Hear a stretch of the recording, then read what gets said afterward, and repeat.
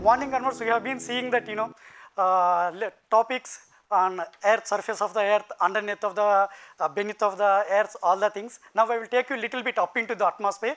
You see, the topic I am going to talk about is the cloud distribution and the various types of clouds using the remote sensing of the radar data, which is having the W band operating at the 94 GHz wavelength. And as you all know that if you see that when you see the from the satellite, from the space, the ever-changing distribution of the clouds always remains, and it plays a very important role in the atmosphere of the weather as well as climate.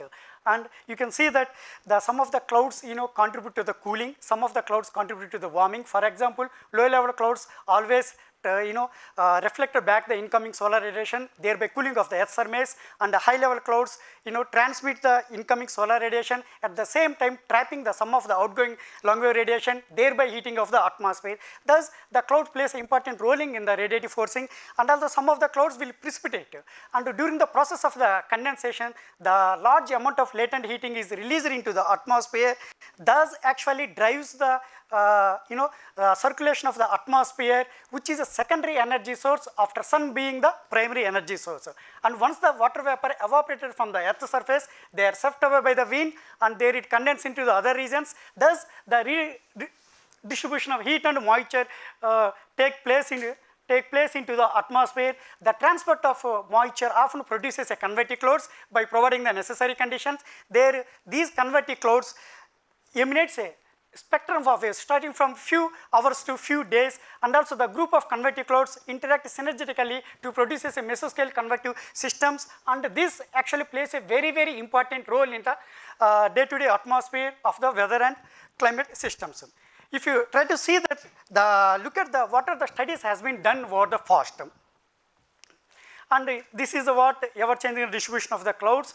And from the past studies, there have been many studies by using the satellite, passive satellite data, and could able to study the spatial and temporal distribution of the clouds, and conclude with the around mean average of 70% of the cloud dominate at any globally average, and immensely contributed to the present understanding of what we have seen here.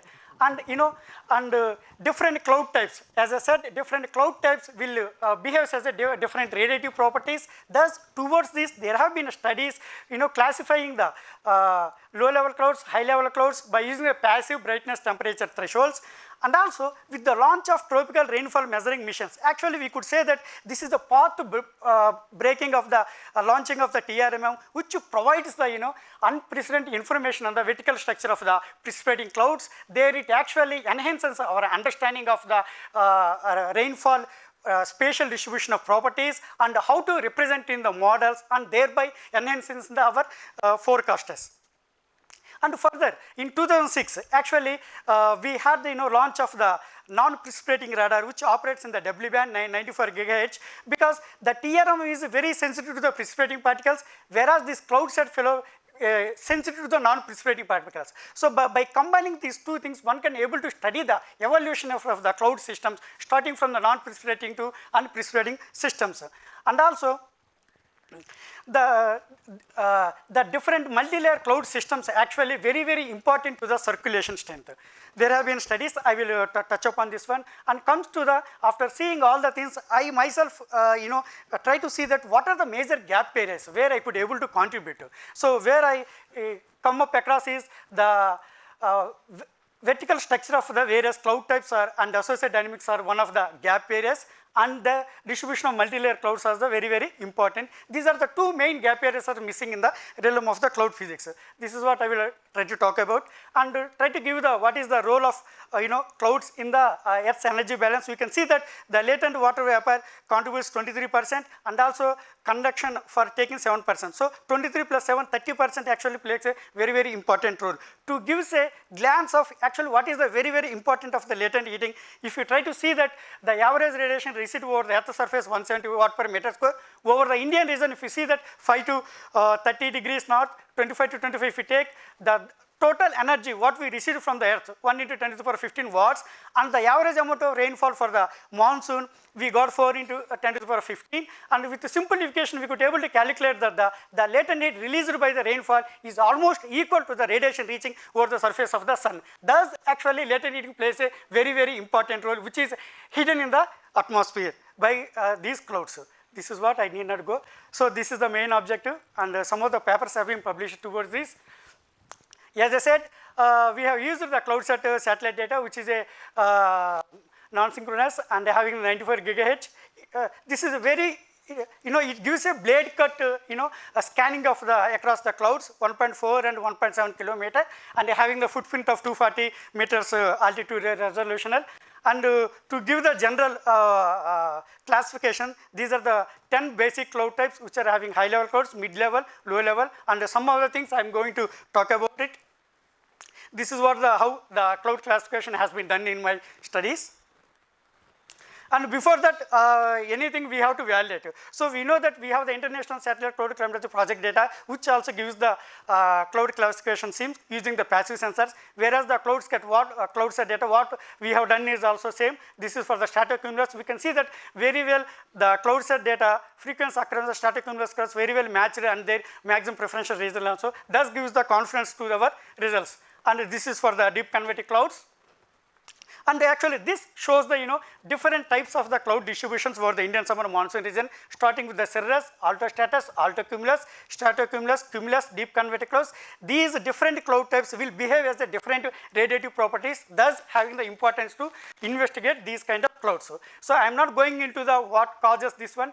To overall, you can see that the convective storm activity large over Bay of Bengal by TEJ actually plays important role in distributing the cirrus clouds across the Indian region, ocean Indian also, and altostratus surprisingly you see that the maximum occurrence is found over oceanic regions compared to the altocumulus, whereas altocumulus clouds forms only over the land region with uniformly. This is actually needs for further investigations why actually altostratus, altocumulus forms over ocean as well as land in respectively, and comes to the stratocumulus, which is very well plays important role in radiative properties which cools the surface of the earth atmospheres. Why actually this is preferentially confined to the Arabian Sea.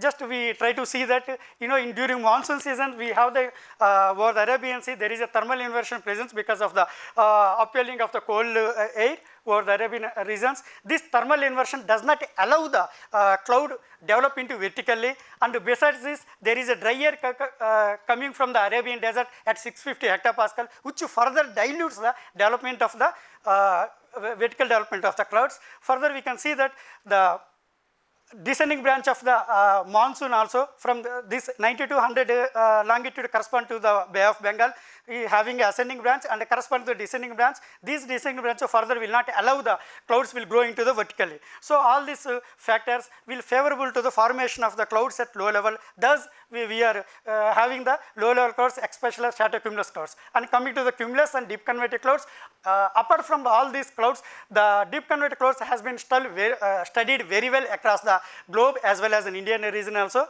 And what is so important? You may ask also. The thing is actually this cloud set will provide the vertical information structure of the various clouds, which is missing so far from the passive satellite observations. This we can see that the cirrus, altostratus up to deep convective clouds, which peaks at 12 kilometers, 7.5, 6, 1.5 respectively, and also the deep convective cloud distribution, their vertical structure actually very correlate with the whether it is a monsoon is going to be the excess or normal or drought year. So by studying the deep convective cloud occurrence in the vertical structure also, one can able to tell that whether the monsoon is going to be the normal or excessive years. And I try to put it into the very thematic way. This we have the low level jet coming from the Mascarene High. We can see the southwesterly brings the lot of moisture into the atmosphere, which actually interacts synergetically to the western Ghats and produces a cumulus clouds, what we have seen there, and we have the Tibetan trough low, Tibetan high also is there. From there, the tropical easterly jet will generate and will swap the top of the deep convective clouds and forms the cirrus cloud distribution as we have seen in that. Further stratocumulus clouds, which actually limited to the up to below 3 kilometer in the atmosphere, and the summary of the inference of this study is actually it gives the what are the dominant cloud types exist over the Indian regions. So this gives the preferential dominance areas where the during the Indian summer monsoon region. Then coming to the further, we try to see that anatomy of various cloud types during the cyclones also, which we have also studied. We can see that very nicely. This is one case example of Gonu, where we can see that this is the red line shows the cloud set track, and the red color gives the very deep convective systems, and we can see that very nicely. The deep convective clouds are present besides the eye. This is the eye wall. And further, so that is a one case example. To have a comprehensive view, we have taken the 25 cyclones during the 2006 to 2014, which gives the comprehensive view of the deep convective cloud distributions from the eye of the cyclone to the radial distance up to 1,000 kilometers. What we have understand is earlier the deep convective clouds are very well right to the eye, but our studies revealed that though it is present right to the eye, but their occurrence is maximum just 50 kilometers away from the eye of the cyclones, and also it gives the banded structure which gives the inner and outer regions of the cyclones. And this is some similar kind of for other type of clouds. And coming to the multi-layer clouds, this shows the distribution of single layer clouds with the different season, DJF, March, April, May, and this. And high frequency of occurrence of single layer clouds are formed during all the seasons, over the southern oceanic regions.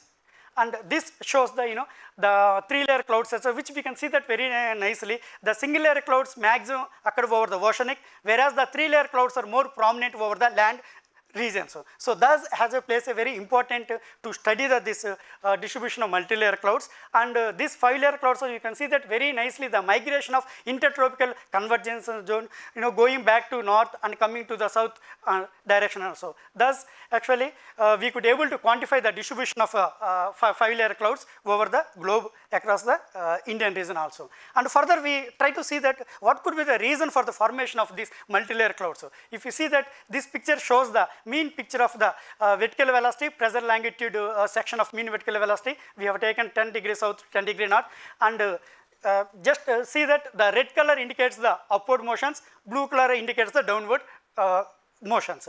So you can see that the upward branches are correlated with the frequency of maximum occurrences of the multi-layer clouds. So because these upward velocities will aid to the formation of the deep convective clouds, and the upper level winds actually smear the top of the clouds, thereby forming the multi-layer clouds, which separates them annual clouds as well as the deep convective clouds, thus formation of the multi-layer cloud systems. And coming to the this latent heating, as you all know that during the process of the condensation, heating will be released. This is how the schematic profile of the latent heating looks like, and this creates the low pressure system. With relative to the high pressure systems, winds will be blown from the high pressure to low pressure, thus makes the circulation on mesoscale level. So to study this mean picture shows that you can see that very nicely. The condensation heating is dominant in the lower to middle to troposphere, and the freezing of the deposition as well as present in the dominant in the high level atmosphere, where the stratiform region of deep convection will be prevails. And also cooling at lower also. This is mainly due to the evaporate of the cooling will dominates thus creates the cooling instead of the warming is there. So that is the cooling at lower levels in the stratiform regions plays a dominant in the lower level regions. And coming to the exactly 0 degree isotherm corresponding to the 5 kilometers, we can see that the melting of the precipitation particles in a very narrow layer near the freezing level. And this is what we can see, that if you try to recollect the distribution of the stratocumulus, where we can see that 60 to 70 degrees forms the Arabian Sea, where the stratocumulus actually plays an important role for warming of this 0 to 2 kilometer in the atmosphere. Thus, if you try to recollect what we have seen in the few slides back, the dominant cloud types, where we can see that Arabian region is dominated by the stratocumulus clouds, whereas the Western Ghats is cumulus clouds, and the Bay of Bengal as well as Central India dominated by the deep convective clouds. So this actually further intrigued me to try to associate what is the latent heating structure for these cloud types, which has not been done or not aware of the previously. So thus we try to do that one. We can see, as I said, the Bay of Bengal, it is dominated by deep convective systems, which looks like a profile. It is a 0.3 Kelvin per hour, sorry. And this is Arabian Sea, dominated by the stratocumulus crust, where central India also dominated by deep convective crust, and the Western Ghats dominated by the cumulus crust. Thus, it actually peaks the lower levels. You can see that Arabian region as well as Western Ghats, it is dominated by the very low level clouds. And again, we try to see that, so I have been telling that latent heating plays a very important role in the atmosphere. How actually it dictates the atmosphere, because once the latent heat release, it can changes the vertical gradient of the temperature in the atmosphere. This vertical gradient further, alter the upper tropospheric temperature, which is responsible for the formation of the strength of the and their distribution of the tropical easterly jet, which has been shown in this plot. We can see that June, July and August very nicely correlated with all the things. Thus, it shows the tropical easterly jet, the latent heat can also manifest the tropical easterly jet spatial distribution and their strength. And further, we also try to look into the orographic clouds using the TRMM tropical rainfall measuring missions. We can see that very nicely. Why we have carried out this one is for the Western Ghats. Yeah, just come. Western Ghats, we can see that black color indicates the topographic height, where the red line shows the rainfall during the Indian summer monsoon, whereas blue color shows represents for the winter monsoon. So this acts as a sandwich between the Indian summer monsoon as well as the winter summer monsoon. So thus actually how actually it dictate the spatial distribution of the rainfall has been done in this. And further, we had indigenously developed by the ISRO with Bell. They have developed the C-band polarimetric Doppler weather radar at TELS. This is the one of the first India's polarimetric Doppler weather radar, which actually gives the polarimetric information about the differential reflectivity, whether the phase of the hydrometers in the atmosphere, in the precipitating systems. We could able to study that during the cyclone Woki. We can see that three-dimensional structure. And also, as I said, we could able to classify the hydrometer classification, whether drizzle is there, wet drapule, all the things. Without polarimetric, this hydrometer classification cannot be done. And further, we also investigated the using the Doppler weather radar data as well as reanalysis purpose. Recent extreme precipitation event also we have studied. And thus, I am not going to read about this. And again, actually, to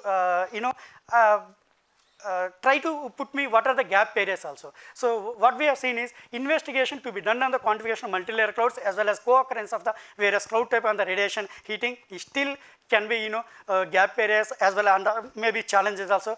Clouds and precipitations, shallower clouds and precipitation less than 1 kilometer as well as those forming below 1 kilometer, especially over the orographic regions, pose a very complex problem in the detection as well as from the upcoming spaceborne UVS observations. And the highly resolved observations of these vertical profiles of water vapor are also very, very important. And that's it. Thank you. Thank you. Thank you very much.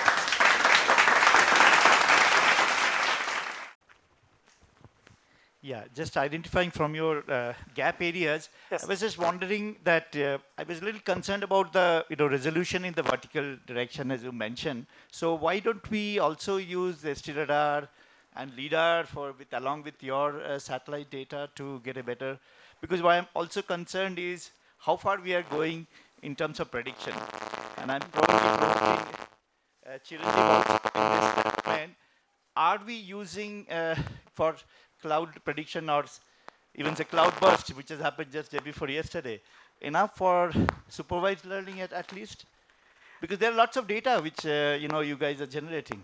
Exactly. So coming to your first question, so why can't we use the ST radars and along with our radar data? So the main thing is actually if we have the ground-based radar data as well as ST radar data, where we have the facility at NARL as well as our IITM also, the well-coordinated campaign can be done, can be studied, but it is actually limited to the region-wise, because the ground-based weather radars provides the maximum 100 kilometer regions.